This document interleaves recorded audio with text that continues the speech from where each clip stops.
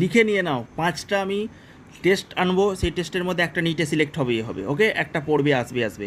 তার মধ্যে Lucas test, Hinsberg test, Fehling test, Tollens test, আর হচ্ছে কিটোমিথাইল টেস্ট, যেটা আয়োডোফোম টেস্ট বলা হচ্ছে, ওটা কিটোমিথাইল টেস্টও বলা হয়, আমার ভাষায় বলতে গেলে কিটোমিথাইল টেস্ট বলতে হবে, ওকে? দেখো, প্রাইমারি অ্যামিন যেখানে হাইড্রোজেন আছে, ওকে? আমাদের হিন্সবার্গ রিয়েজেন্ট কোনটা? PH SO2Cl2 thionyl chloride. এটা কি আছে? পিএইচ এর সাথে যদি SO2Cl2 থাকে, SO2Cl থাকে, সেটাকে কি বলবো? হিন্সবার্গ রিয়েজেন্ট। হিন্সবার্গ রিয়েজেন্ট কোনটা? PH SO2Cl। পিএইচ SO2Cl, দেখো পিএইচ এর সাথে SO2Cl, আমি 1 degree amine, 2 degree amine, 3 degree amine নিয়েছি। 1 ডিগ্রি অ্যামিনকে আমি হিন্সবার্গ রিয়েজেন্ট টেস্টের সাথে, আমি হিন্সবার্গ রিয়েজেন্টের সাথে রিয়েকশন করাবো, 2 ডিগ্রি করাবো, 3 ডিগ্রি করাবো। দেখো 1 ডিগ্রি অ্যামিনে কী হলো? RNH2 SO2Cl। এখানে যদি আমরা হিন্সবার্গ রিয়েকশন করি, এই সিএলটা বেরিয়ে যায়। কী বললাম? এই সিএলটা বেরিয়ে যায়, এই সিএলটা বেরিয়ে যায়। অ্যামিনে হাইড্রোজেন থাকতেই হবে।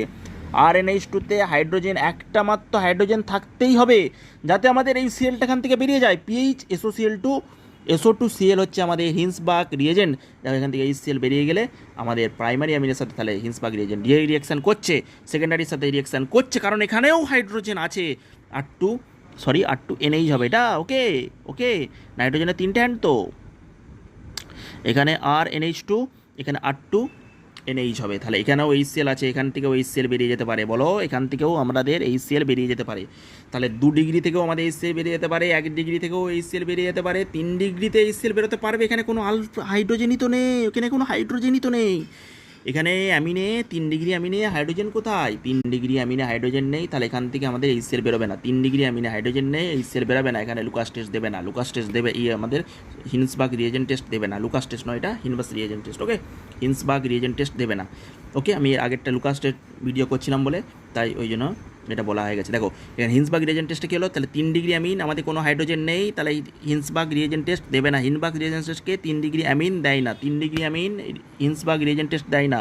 2 ডিগ্রিতে HCl বেরিয়ে যে দেয়, 1 ডিগ্রিতে দেয়। এবার 1 ডিগ্রি 2 ডিগ্রি দুটোই দিচ্ছে, এই দুটোকে কী করে পার্থক্য করবো হিন্সবার্গ রিয়েজেন্টের মাধ্যমে?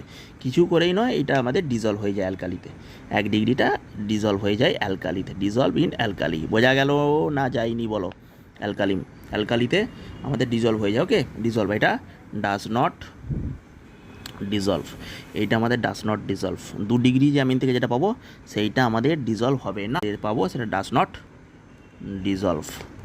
1 ডিগ্রি থেকে যেটা পাবো সেটা অ্যালকালিতে ডিজলভ হয়ে যায়, 2 ডিগ্রিতে যেটা পাবো সেটা অ্যালকালিতে ডিজলভ ইন অ্যালকালি, ওকে? অ্যালকালিতে ডিজলভ হবে না। তাহলে অ্যালকালি থেকে ডিজলভ হবে না 2 ডিগ্রিটা, এটা আমাদের হিন্সবার্গ টেস্ট R2NH তৈরি হয়, ওকে? এটা আমাদের হিন্সবার্গ রিয়েজেন্ট হচ্ছে কি? Cl। হিন্সবার্গ রিয়েজেন্ট কি? ভালো করে লিখে নাও, পিএইচ